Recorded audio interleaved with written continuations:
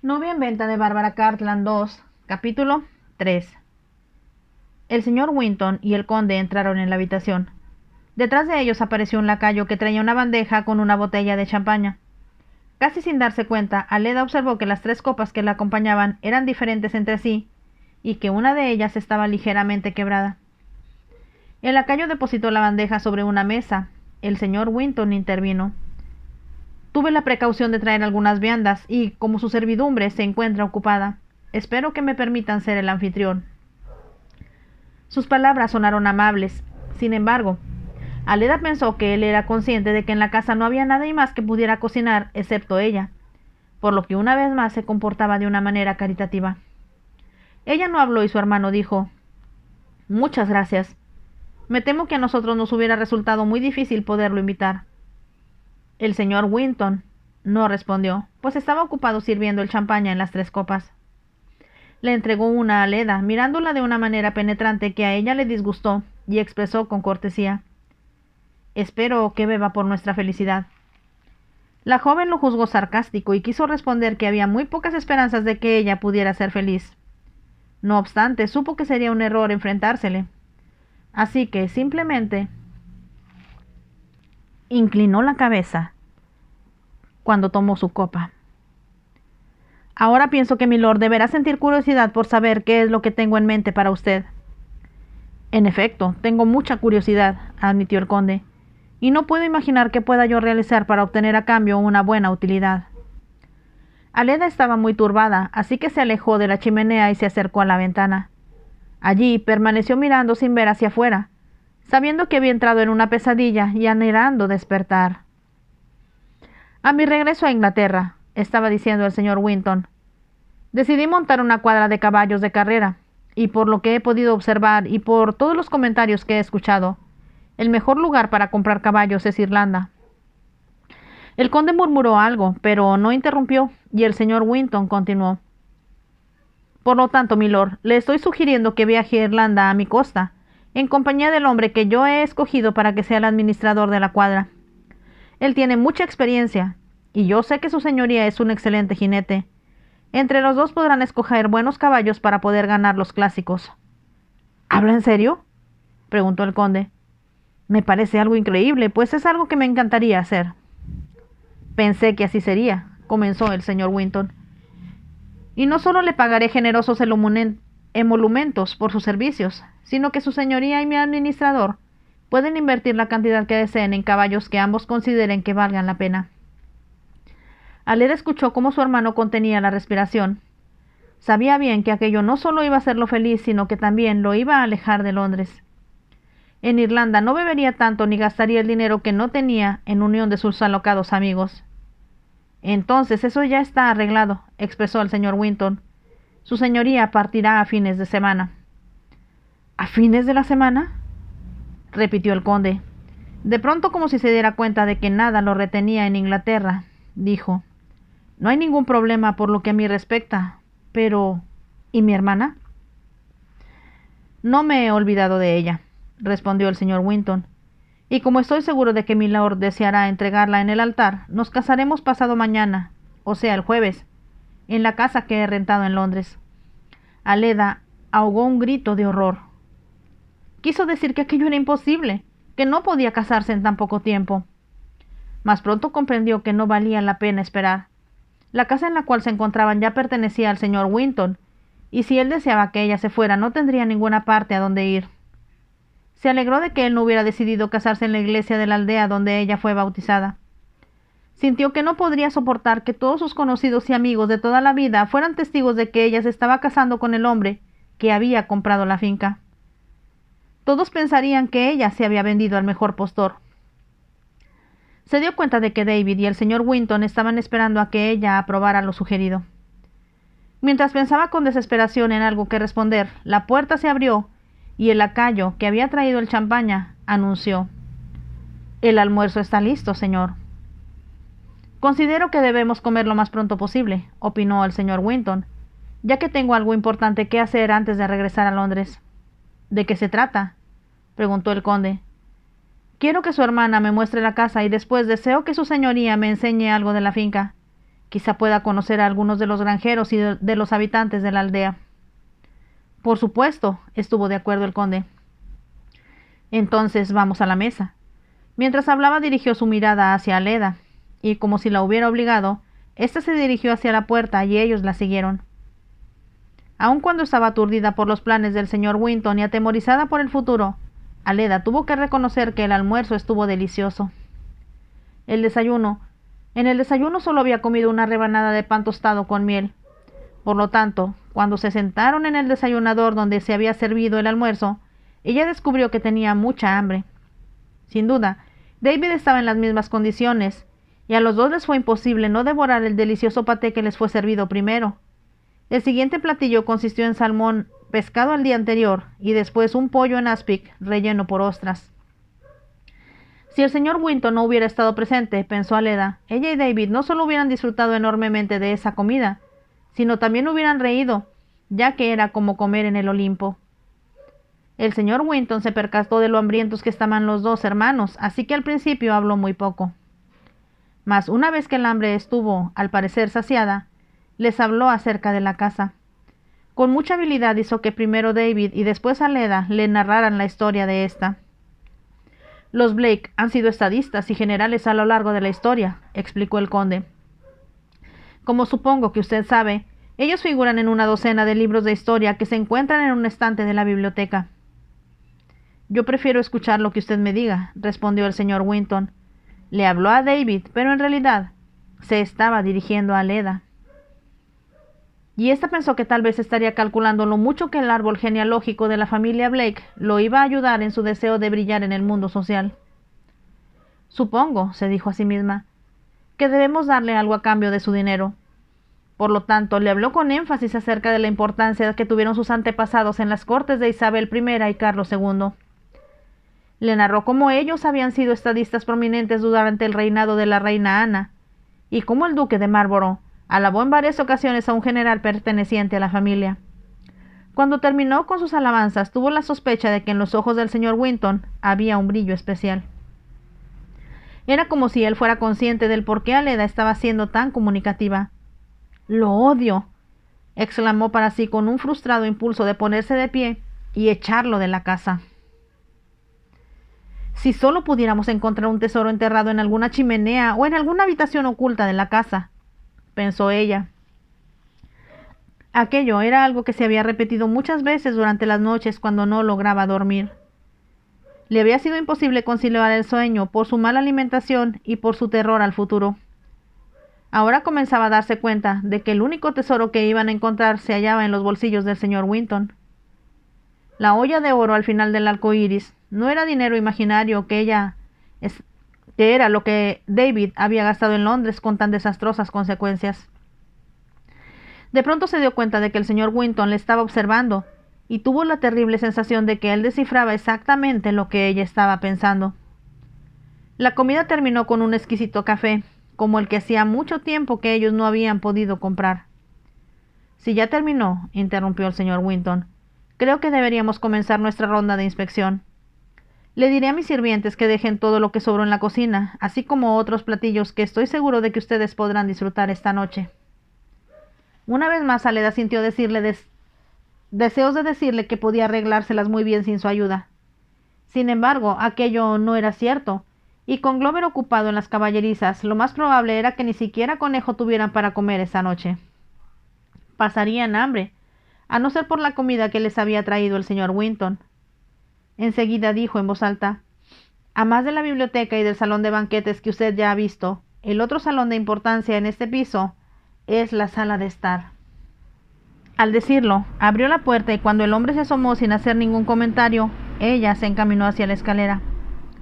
Mientras subía era muy consciente de la presencia de Winston justo detrás de ella, pues sentía como si sus ojos la estuvieran taladrando en la espalda. Aleda fue abriendo las puertas de los dormitorios una por una. En los dos primeros había un desorden total provocado por el techo que se había venido abajo. El yeso estaba regado por todas partes y encima de las camas. En la siguiente habitación la joven descorrió las cortinas para que él pudiera apreciar las pinturas que había en el techo, así como las tallas sobre la puerta. Allí la única pieza de mobiliario que quedaba era la cama, que nadie había querido comprar porque era muy grande. Siguieron recorriendo las otras habitaciones, todas vacías excepto por alguna silla rota o un espejo quebrado. Por fin llegaron a la habitación donde Aleda había estado durmiendo. En ella se encontraban reunidas todas las cosas que no eran vendibles, y la cama estaba cubierta con cortinas de muselina. A cada lado de esta había gaveteros, y en el ambiente se percibía el perfume de las flores recién cortadas del jardín. Aleda observó que el señor Winton las estaba contemplando, y se preguntó si él comprendería que con su belleza aquellas flores de alguna manera la compensaban por el estado desastroso que estaba en el resto de la casa. «Esta es mi habitación», explicó ella con voz fría y sin entonación. «Y junto se encuentra el apartamento principal, que consta de la habitación del conde, donde duerme mi hermano, así como el dormitorio de mi madre, el cual está en las mismas condiciones en que ella lo dejara, y un boudoir».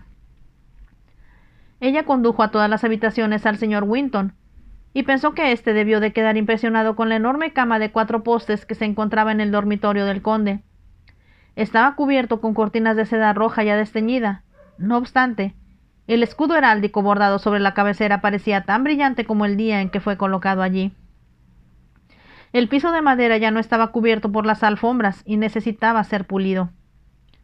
El mobiliario consistía en una vieja cajonera y unas sillas que no se habían podido vender por encontrarse apolilladas.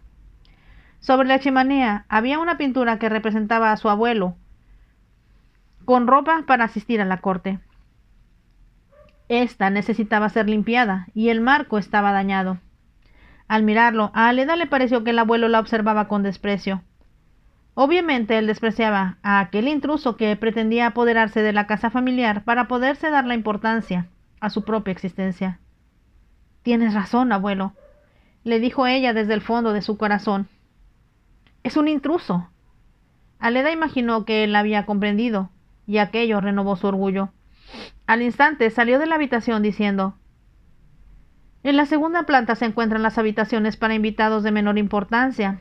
Están casi completamente vacías, y el tercer piso se halla en condiciones inhabitables». El señor Winton no respondió ni tampoco pidió ver nada más, así que los dos bajaron al vestíbulo donde los estaba aguardando el conde. «He ordenado 2 caballos», le informó al señor Winton. «En uno de ellos llegué ayer de Londres, pero pensé que usted preferiría montar uno de los suyos». «Gracias, así es», repuso el señor Winton, y luego se volvió hacia Aleda y añadió: «Gracias por mostrarme la casa, señorita Blake», exclamó. «Sin embargo, dadas las circunstancias, sería más adecuado que la llame Aleda». Ella no hizo ningún comentario, y él agregó: «Por si lo ha olvidado, mi nombre es Doran». Una vez más ella permaneció en silencio, y él se dirigió hacia la puerta principal, seguido por el conde. Sin saber por qué, Aleda salió hacia la escalera para verlos partir, y al hacerlo comprendió que lo había hecho para ver cómo montaba el señor Winton. Mientras los 2 hombres se alejaban hacia el puente que cruzaba sobre el piso del arroyo y daba acceso al parque, la joven tuvo tanto que admitir que el intruso montaba gallardamente, tanto como David. Ella hubiese querido encontrar fallas, pero le fue imposible. Su padre había sido un jinete extraordinario, y Aleda aprendió a montar casi antes que a caminar. Detestaba al señor Winton y le hubiera gustado poder decir que éste tenía la mano dura, y se dejaba caer pesadamente sobre la silla, pero al verlo atravesar el parque tuvo que reconocer, con la excepción de su padre y de su hermano, que aquel hombre desconocido era uno de los mejores jinetes que había visto. «Supongo que así por lo menos tendremos un interés en común», dijo ella cuando regresó a la casa, mas cuando pensó en él como su esposo, se estremeció. Entró en el desayunador y allí se encontró con que el servicio que habían utilizado durante el almuerzo estaba siendo retirado por los sirvientes del señor Winton. Como no tenía deseos de hablar con ellos, rápidamente salió de allí y se dirigió al salón de banquetes. Este se encontraba tal y como los comerciantes lo dejaran, con las sillas en desorden y el suelo cubierto por pedazos de papel y otras basuras. «Por lo menos no tendré que recoger todo esto», pensó Aleda. Entró en la sala de estar, y como aquel salón estaba tan relacionado con su madre, se preguntó qué pensaría ella de todo lo sucedido aquel día. Supuso que el señor Winton se propondría devolver a la casa su pasado esplendor. Aleda no tenía la menor idea de cuáles eran sus gustos o si la casa podía volver a verse como cuando ella era una niña y la había considerado parte de un cuento de hadas. Si cerraba los ojos aún podía vislumbrar los cuadros que colgaban de las paredes y los espejos en los cuales se reflejaban los candelabros de cristal. La alfombra que había cubierto el piso y la rosaleda afuera de las ventanas habían proporcionado un alegre colorido. Pero cuando su padre se vio necesitado de dinero, comenzó a vender algunos de los tesoros que habían sido acumulados a través de los siglos. Fue entonces cuando Aleda descubrió que la situación era difícil y de que él estaba muy preocupado. La guerra hizo más dura la situación y cuando David estaba en Francia, su padre murió. De pronto la muchacha se encontró sin dinero para pagar a los sirvientes o para comprar alimentos. Al presente, había perdido su hogar y todo cuanto le era querido. Este presente lo enmarcaba el hombre que iba a convertirse en su esposo. No lo creo. No puede ser verdad, clamó con desesperación. En aquel momento la puerta se abrió y alguien entró en la habitación. Se hallaba tan sumida en sus pensamientos que le tomó un momento volver a la realidad. Supuso que se trataba del señor Winton y pensó que debería volverse y mostrarse agradable. Pudo sentir cómo el recién llegado se le acercaba, y justo cuando iba a llegar junto a ella, Aleda se volvió y se quedó paralizada. No se trataba del señor Winton, sino de Sir Mortimer Shuttle. A Aleda le pareció que se veía más desagradable que de costumbre. Pasaba de los 40 años, sus sienes comenzaban a clarear, y tenía la cara roja y un poco hinchada. Vestía a la última moda, pero sin elegancia. Sus pantalones apretados color champaña solo servían para acentuar su prominente estómago. Su cuello era demasiado grueso para la corbata y las puntas de aquel subían por encima de su mentón. Buenas tardes, mi preciosa Aleda, saludó con aquella voz gruesa y pesada que a ella tanto le desagradaba. ¿Cómo puedo ser tan afortunado de encontrarte a solas? Mi hermano regresará en cualquier momento, Sir Mortimer. Entonces espero que sea más tarde de lo normal, porque deseo hablar contigo. En realidad, no tenemos nada de qué hablar, repuso Aleda con frialdad. Ya se lo he dicho muchas veces. Fuiste muy poco amable conmigo la última vez, se quejó Sir Mortimer. Pero ahora, al enterarme de las angustiosas circunstancias en las cuales se encuentra tu hermano, he venido a brindarte mi apoyo. Mientras hablaba, Aleda comprendió por qué el hombre no había sido asistido a la supuesta subasta como lo habían hecho los amigos de David. Deliberadamente llegó cuando ya era demasiado tarde para comprar algo, esperando que la catástrofe la hiciera cambiar de opinión respecto a él. Aquello era característico de la manera como estaba decidido a presionarla para aceptar sus propósitos, pensó ella. Ella supuso además que él había anticipado que David habría sido conducido ante un magistrado o que tendría que comparecer ante éste en los próximos días. Esperó encontrarla tan desesperada que tal vez estuviera resuelta a pedirle ayuda. Esto era lo que él estaba esperando, y ella sabía que él planeó aparecer en el momento que consideraba sería el más desesperado para ella. Sir Mortimer la estaba mirando con una expresión en los ojos que la hizo sentir repulsión. Como si sintiera mucha curiosidad por saber qué era lo que había ocurrido, él le preguntó: «¿Dices que tu hermano regresará pronto? ¿Todavía está aquí?» «Sí, todavía está aquí», respondió Aleda. Se hizo el silencio. «Tengo entendido que sus acreedores vinieron a verlo esta mañana». Sir Mortimer por fin rompió el silencio. «Así es». De nuevo reinó el silencio hasta que Sir Mortimer intervino. «Siento mucho que el conde se encuentre en una posición tan incómoda, pero estoy seguro de que para él será un alivio saber que yo cuidaré de ti». Aleda rió. «¿De veras necesito escuchar esto otra vez?», preguntó ella. «Escúcheme bien, Sir Mortimer. Yo no necesito de su ayuda, y aunque me estuviera ahogando, no permitiría que usted me salvara». Sir Mortimer se le acercó. «No seas melindrosa, mi pequeña», dijo él. «Tú no puedes quedarte aquí sola, sin servidumbre, sin alimentos y sin ninguna esperanza para el futuro». Aleda quiso hablar, pero él no se lo permitió, pues prosiguió diciendo: «Tú sabes que yo te he ofrecido todo cuanto puedas desear en el mundo, y ya he encontrado una preciosa casita en Chelsea donde serás muy feliz». Aleda lanzó una pequeña exclamación de disgusto que él pasó por alto y continuó: Tendrás 2 criados para que te atiendan, un carruaje y otros caballos para montar en Rotten Road, donde causará sensación. Ya he escuchado todo esto antes, intervino Aleda. Así que por favor, Sir Mortimer, márchese y deje de ofenderme. Tú sabes que no es una ofensa, exclamó Sir Mortimer enojado, y estoy dispuesto a jurar que si mi esposa muere, me casaré contigo. Pues por lo que he sabido, señaló Aleda en un tono de burla, Lady Shuddle y sus hijos gozan de muy buena salud. ¡Maldita seas!, gritó Sir Mortimer acercándose a ella. Tú acabarías con la paciencia de un santo. Yo te deseo, Aleda. ¿Y cómo es posible que prefieras morirte de hambre en este agujero a tener todas las comodidades que yo puedo ofrecerte? Desgraciadamente, todas esas comodidades lo incluyen a usted, afirmó Aleda. Tan pronto como hubo hablado, advirtió que había cometido un error y que había llegado demasiado lejos. Como lo aborrecía tanto y se sentía ofendida por sus proposiciones, lo había desafiado en lugar de haber corrido a esconderse en algún lugar de la casa donde él no pudiera encontrarla. Él era un hombre corpulento, y antes que ella pudiera moverse, él la envolvió en sus brazos y la mantuvo cautiva. «Yo te amo», gritó él, «y voy a hacer que tú me ames y te olvides de tantas ridiculeces.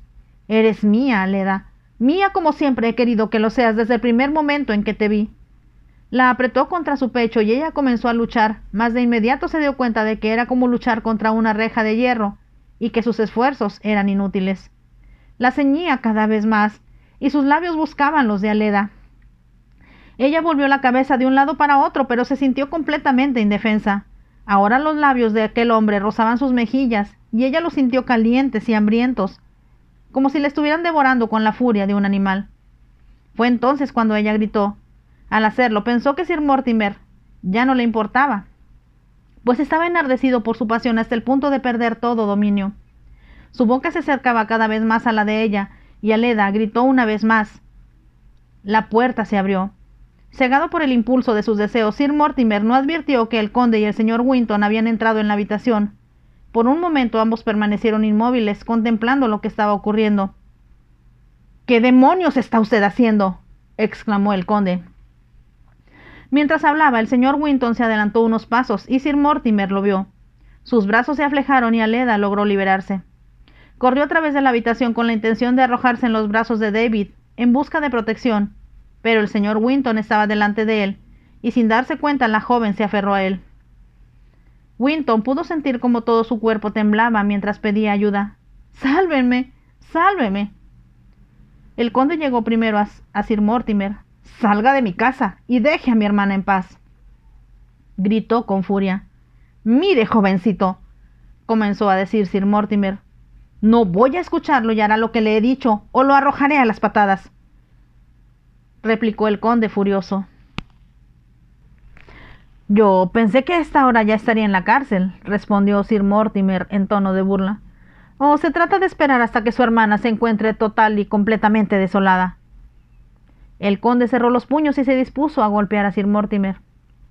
El señor Winton había dejado a Aleda sobre el sofá y ya se encontraba al otro lado de éste. «Blakeney le ha dicho que se largue de esta casa, que casualmente ya es mía», dijo él. «Y para su información, Lady Aleda Blake ha aceptado ser mi esposa. Así que si lo vuelvo a encontrar tratando de hablar con ella, lo retaré a duelo». Sir Mortimer estaba tan sorprendido ante las palabras del señor Winton que se limitó a verlo, y su cara se puso más roja que de costumbre. Cuando al fin pudo hablar, preguntó: «¿Dijo usted que Lady Aleda se va a convertir en su esposa?». «Ya lo escuchó». «Y también escuchó que le prohíbo volver a tener contacto con ella», respondió el señor Winton. «Ahora lárguese, antes que lo haga rodar por la escalera». Habló sin levantar la voz, pero cada palabra sonó como un latigazo. Parecía que Sir Mortimer aún no podía creer lo que acababa de escuchar. Pero cuando el señor Winton se le acercó, comprendió que la discreción era el mejor camino a tomar, y caminó con la poca dignidad que pudo encontrar en su dirección hacia la puerta. Cuando llegó a esta, se volvió para mirar a Aleda, que estaba sentada en el sofá. Mas al ver que tanto el conde como el señor Winton lo estaban mirando, salió de la habitación cerrando la puerta de golpe tras de sí. David fue junto a su hermana. «Debí de haberle golpeado», exclamó él, «y lo hubiera hecho si Winton no hubiera intervenido». Aleda se secó los ojos con su pañuelo. Él vino porque pensó que los comerciantes ya te habrían llevado a la cárcel y yo me encontraría completamente indefensa, explicó ella. Es un ser despreciable, exclamó el conde. Doy gracias a Dios de que ustedes regresaran a tiempo, murmuró Aleda. Lo odio, odio a todos los hombres. Todos son malos y desagradables. Habló con ira, y solo después de haberlo hecho recordó que no estaba sola con su hermano, sino que el señor Winton también había escuchado. Demasiado tarde comprendió que debió haber vencido sus emociones, al menos mientras él estuviera presente. Y sintiendo que cualquier aclaración solo hubiera empeorado la escena, se puso de pie y salió apresurada de la habitación. Atravesó el vestíbulo y corrió escalera arriba. Cuando llegó a su dormitorio se dejó caer sobre la cama y escondió el rostro en la almohada. Y momentos después rompió en llanto. Lloró como lo haría una niña que derramara lágrimas por su madre, por su hogar, por la felicidad que alguna vez conoció, pero que parecía haberse apartado de ella para siempre. Abajo, el señor Winton esperó hasta que ya no pudo oír los pasos de Aleda. Entonces con voz airada preguntó: ¿Quién es ese hombre y qué tiene que ver con su hermana? Ese es Sir Mortimer Shuttle, respondió el conde. Llegó aquí por casualidad cuando su caballo perdió una herradura y pensó que nosotros podríamos tener un herrero. ¿Cuándo ocurrió eso? Hace más o menos un mes, respondió el conde, y desde entonces Aleda me ha contado que en varias ocasiones él le ha ofrecido su protección. Jamás había escuchado nada tan ofensivo, exclamó el señor Winton. Yo pensé lo mismo, respondió David. Es un hombre casado, así que supongo que es lo único que podía hacer. Debí dejar que usted lo golpeara, exclamó el señor Winton, pero yo tendré mucho cuidado de que no la vuelva a molestar jamás. El conde pareció un poco abochornado cuando atravesaba la habitación y por fin dijo: Usted comprenderá que como Aleda solo ha conocido a hombres como ese, es lógico que sienta repulsión hacia ellos. Pensaba que sería desastroso si Winton decidiera cancelar todo ahora que sabía cuáles eran los verdaderos motivos y sentimientos de Aleda. Para alivio suyo, el señor Winton habló utilizando un tono de voz muy diferente. Supongo que su señoría tendrá un mapa de la finca. Sería muy útil si me pudiera indicar dónde se localizan las diferentes granjas, así como cuáles son los límites. Sí, por supuesto, repuso David. Y se sintió tan tranquilo al ver que el señor Winton no se había ofendido por lo que Aleda dijera, que se dirigía hacia la puerta comentando: Los mapas se guardan en lo que solía ser la oficina de la finca en los tiempos de mi abuelo. Venga a verlos. Mientras los analizamos, me gustaría tomar una copa de su excelente champaña, si aún queda algo. A mí también me gustaría beber una copa, antes de regresar a Londres. Llegamos al fin del capítulo 3 de la novela Novia en Venta 2 de Bárbara Cartran. Espero que la estén disfrutando mucho. Nos vemos en el siguiente capítulo. Bye.